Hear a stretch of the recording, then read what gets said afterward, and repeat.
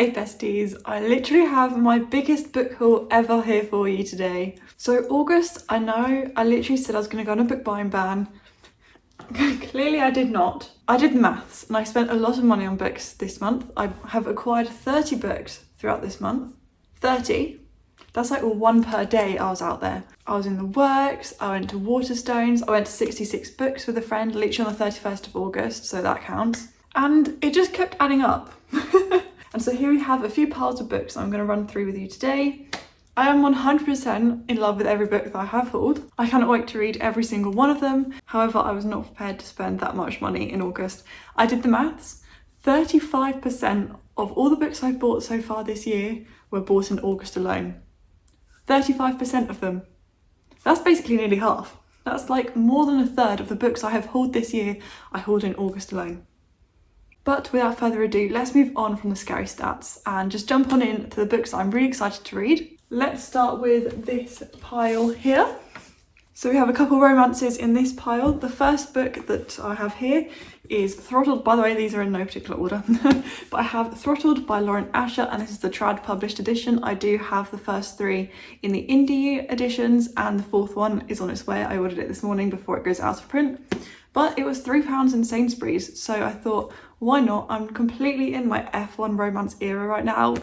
All I want to read is an F1 romance or a sports romance, and so I thought I would just get this for £3. But it didn't add to the TBR. That is one good thing about this, is that I have already read it. I don't know why I need a second edition, but I'm sure it will look nice when they're all published lined up together. But yeah, that's the first book on this haul, is a duplicate of Throttled. If you didn't know, this is an F1 romance, as I have said. It follows Noah and Maya, that name. And yeah, I think this is probably, at the moment, I've read the first three. The second one's my favourite, and then the first and third are kind of on par. So yeah, I'm looking forward to seeing what the fourth one's like though. So that's the first book on this haul. So the next three books are a series. In July, I did haul the first one, which is That Kind of Guy. And so in August, I hauled, after reading the first one, The Wrong Mr. Right, In Your Dreams, Holden Roads, and Finn Rhodes Forever, all by Stephanie Archer, which are books 2, 3 and 4 in the Queen Cove series, or Queen's Cove series. I will give you a sneaky hint. I read this one, literally finished it last night, and I really enjoy it. But after reading the first one, I went out and bought the rest of the series from the works because they're fairly affordable, like £3.50 each. I'm really on a romance kick at the minute, so definitely want to continue the series very soon. This series is a small town romance series and it follows the Rhodes brothers. The first one follows Emmett, the second one's Wyatt, Holden Ford. I keep saying Holden Ford, Holden Rhodes, and then Finn Rhodes, hence the names in the title. I literally keep saying Holden Ford because of Mindhunter. It's Holden Rhodes. But yeah, I think these are really cute. Like the covers as well are adorable. And yeah, can't wait to continue the series. So let's pop those there. What stack shall we do next? Let's do one on this side.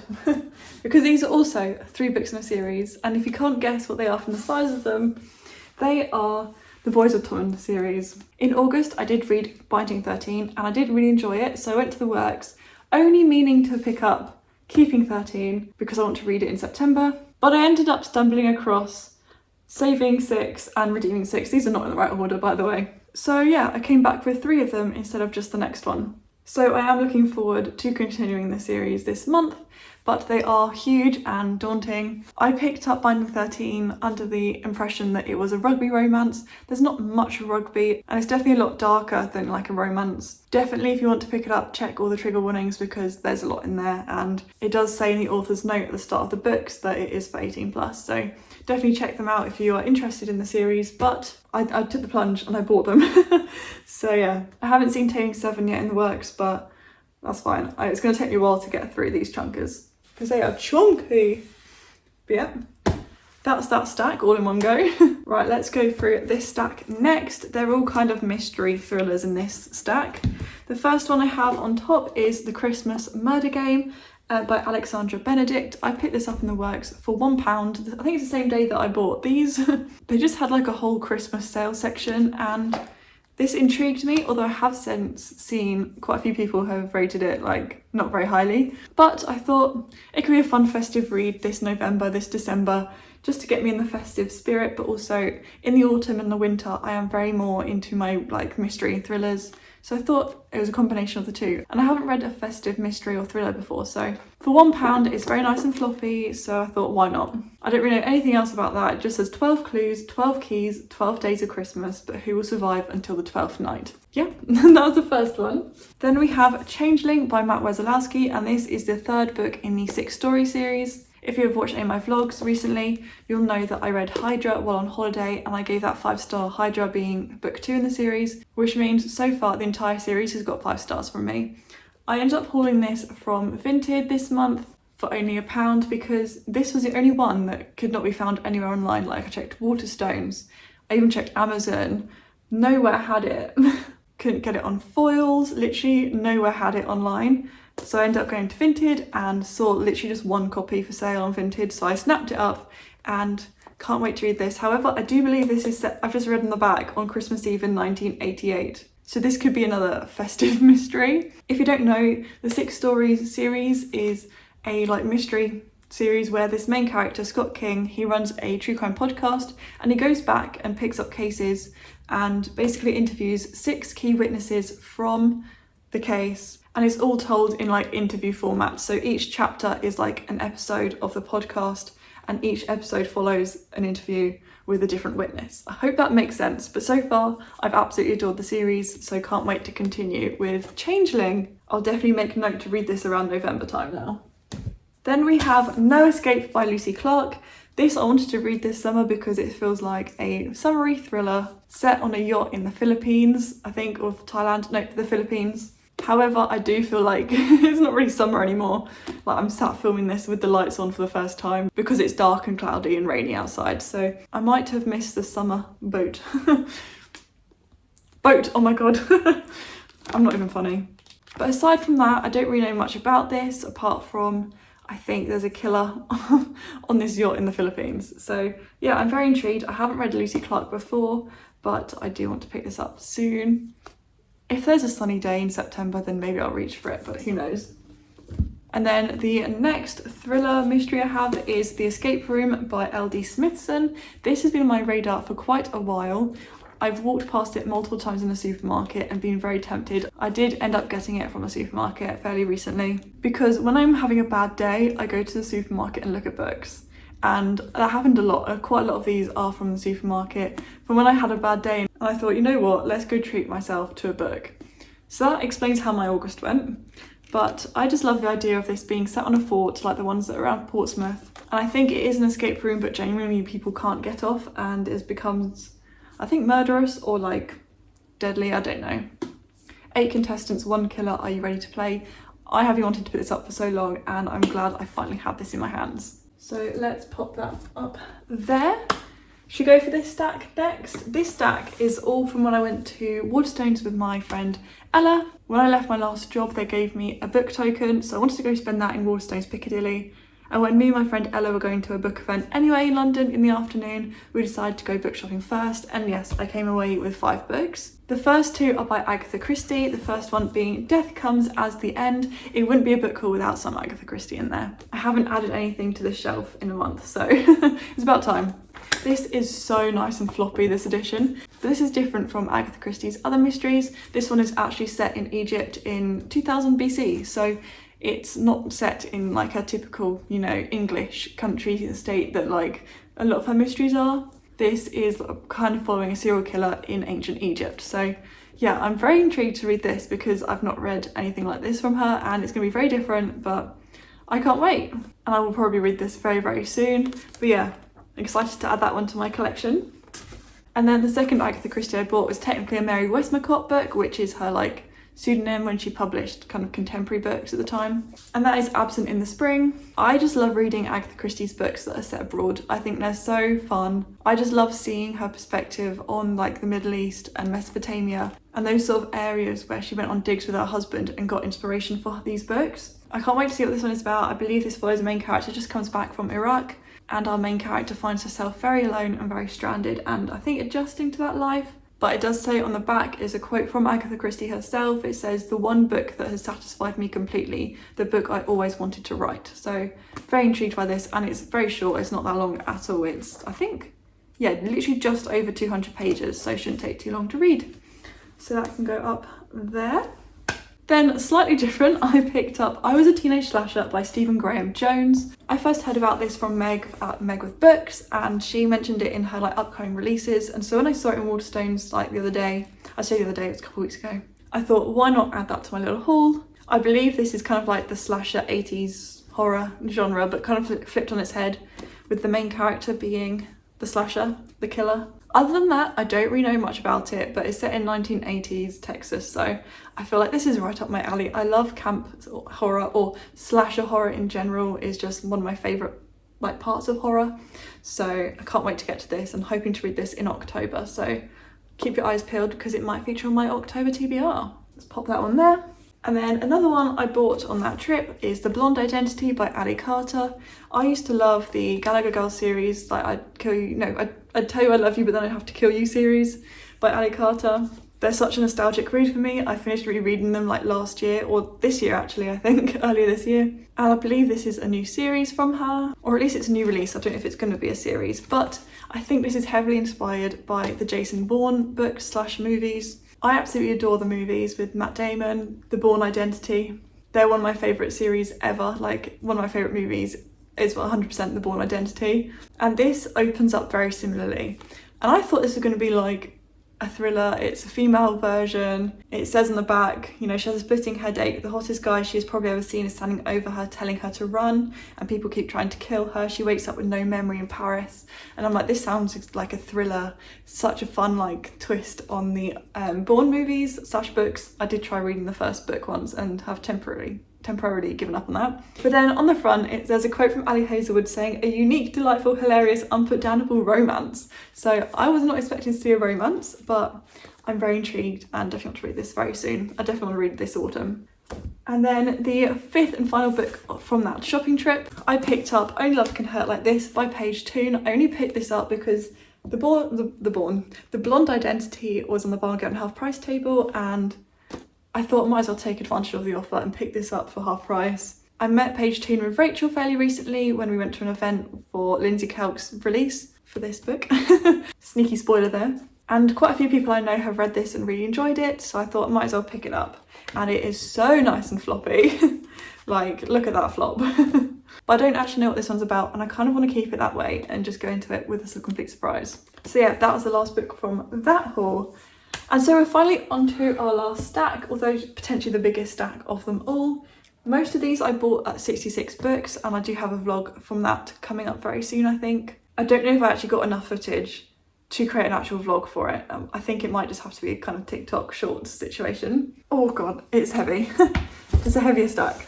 So the first, I'm going to hold up 6 in one go. So the first series I'm going to hold up is the Alex Rider graphic novels. So if you didn't know, I've been enjoying reading the Alex Rider books for the first time recently. I'm currently up to book 11. And before, I did borrow from the library Stormbreaker, the graphic novel, and did really enjoy that. And so when I saw the entire series so far, like, I don't know if they are going to release more, but these are the ones that are out at the minute. When I saw them at 66 Books, I thought I might as well jump on that opportunity and pick them up, because they're normally £13 and for 70% off they're about £3.50, and £3.50 for a graphic novel is a bargain. They can be really expensive. And so I'll quickly run through the series, but they kind of follow, it's kind of like, I always say Teen Spy, I guess, but they're just fun and nostalgic, and the Stormbreaker movie is one of my favourites of all time. So yeah, I have a lot of love for this series. So we have Stormbreaker, Point Blank, Skeleton Key, Eagle Strike, Scorpia, and then the 6th one is Archangel. So yeah, definitely going to be reading them at some point this autumn. But yeah, very happy with those. So then we have a couple more books. I only bought 3 actual books from 66 Books, which is why I then just splurged on these, because I thought I'm not driving all the way to 66 Books for 3 books. The first one I picked up is Endgame by Alan Gibbons. Now this is definitely a bit of a rogue one, however I read this when I must have been about 14 for the Amazing Book Awards, which I participated in from the age of 13 to literally 18, and I went back last year with Chloe. And this one really stuck with me, but I didn't have my own copy. I borrowed it from the school library. So yeah, this follows a boy who has a car accident. He's a teenager, has a car accident, loses his memory, and things are kind of not as they seem as his memories start to return. So yeah, definitely want to read this again. And it is nice and short. It's literally about 200 pages and the font is quite big, so it shouldn't take too long to reread it. And then another popular book that has been around the book internet for quite some time is The Naturals. I did go with the intent of buying the entire series, however they only had the first book when I went. And let me tell you, it was on the very top shelf. We got there very early in the day and we went and picked this up from the very top shelf. I climbed up and pulled it down, and then we came back to that shelf like maybe an hour or so later and there was not a single copy left. Like every single copy of The Naturals had gone in like that hour very early on a Saturday morning. But yeah, everyone keeps saying this is Criminal Minds, but for teenagers. I've only watched a few episodes of Criminal Minds because my housemates used to watch it, and when we had dinner together I'd watch it with them. But I think this follows like teenagers that have like kind of special abilities and they help the FBI solve crimes. And then the third and final book I picked up at 66 Books is Hell House by Richard Matheson. I saw Francesca from Francesca's Books haul this when she went to 66 Books recently, so I looked out for it when I was there and thought, why not? This sounds like a perfect spooky house horror story. It does say on the front from Stephen King, Hell House is the scariest haunted house novel ever written, so I definitely want to read this around Halloween. Who knows? We'll see. But I'm excited to get to this and I love a spooky house story. They're just fun. We're on to our last 3 books now, and they're on a different vibe from those ones. They're all romances. The first one I'll talk about is Drive Me Crazy by Carly Robin. I met her, that was the book event I mentioned earlier that me and my friend Ella went to. She signed it and personalised it, and we had such a fun afternoon. We watched the Dutch Grand Prix together. It has a little playlist in the front, and I will be reading this September because the sequel comes out in October, so I got to read it first. But this is another F1 romance. Like I said, I'm very much in the mood for these at the minute. But this follows Blake and Ella, and I believe Blake, he's the Formula 1 world champion. I think Ella comes in and helps him refresh his image, and it goes from there. I had such a fun time with Carly. She's such a lovely girly and definitely want to continue supporting her. So if you haven't got this yet and you like an F1 romance or just like sports romances, go check this out. But yeah, can't wait to get to this very soon. Then we have Love Story, which I kind of hinted to earlier. This is Lindsay Kelk's newest release, and me and Rachel went to the launch event for it. However, I didn't get this at the event in July. I got this in a supermarket because it was a little bit cheaper than buying it at the event. But I definitely want to read this very soon. This follows a small town school teacher and a hotshot creative director. Together it's hate at first sight. So I assume it's enemies to lovers or something like that. So yeah, can't wait to jump into this. And I have read Love Me Do by Lindsay Kelk and I really did enjoy that. So can't wait to read more from her and add that to my collection. And now we're on to our final book of this big haul. I can't believe it. It feels like ages ago that we started with that stack. But we have Love at First Flight by Jo Watson. If you're new around here, you may not know, but Jo Watson is one of my favourite authors ever. She's probably my favourite romance author.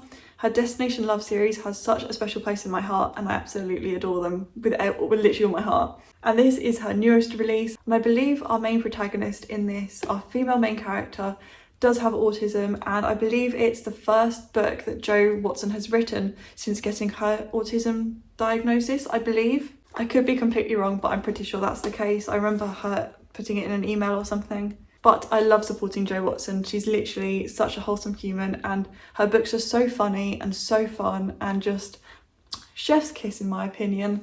And I want to read every single one of them. So it's about time I got my hands on her newest release. We literally went to the works with Carly after the book event because Carly is from America and so she wanted to go to the works. So we all went together as a nice group, and I saw this in the 3 for £6 deal, but I only wanted this one. So my lovely friend Ella bought this for me because I had bought her lunch. So for £2.50, everyone go get your hands on this. I think it's going to be a great romance. I believe it's between her and a pilot, I think. Hence the flight, but yeah. That's the last book on this book haul. I can't believe it. Oh my god, guys, I literally started tidying away all the books, which is why half the stacks have gone. And I realised I had forgotten 2 books. Oops. So we went to Tesco's, me and my friend, after 66 Books, literally just to get like a drink of water and just some snacks for the way home. And I ended up picking up 2 more books in Tesco's for the 2 for £9 deal.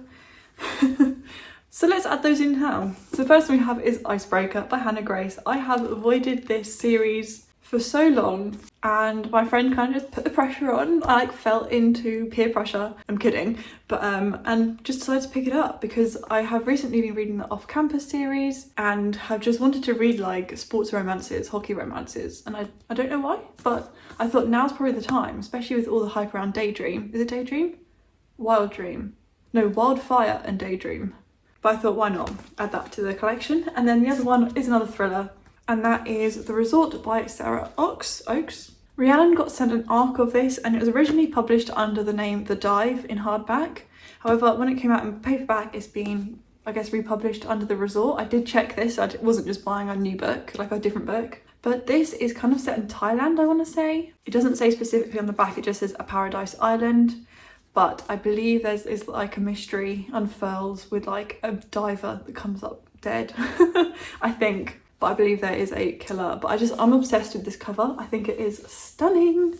But yeah, can't wait to read this too. Rhiannon read and enjoy it as well, so that gives me faith, because I feel like me and Rhiannon have quite an overlap on the thrillers that we enjoy. She obviously reads a lot of fantasy and I don't, and she doesn't really read romance. However, our like thriller tastes overlap. I don't know what was going on there, but yeah, so I think because Rhiannon liked this, I have a lot of faith that I will also like this. So yeah, those are the other two books in this haul. Back to Emily like 20 minutes ago. So there we have it. There are 30 books here that I have hauled in August. I can't believe it's so many, but I cannot wait to read literally all of them. I'm so excited for. I have such high expectations for them all, so they better deliver.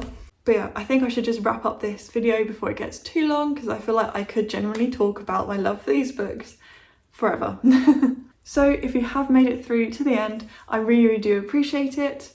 Please give it a like if you enjoyed it, and subscribe if you're new around here, because I really do appreciate each and every one of you. And yeah, I can't wait to see you soon with a brand new video.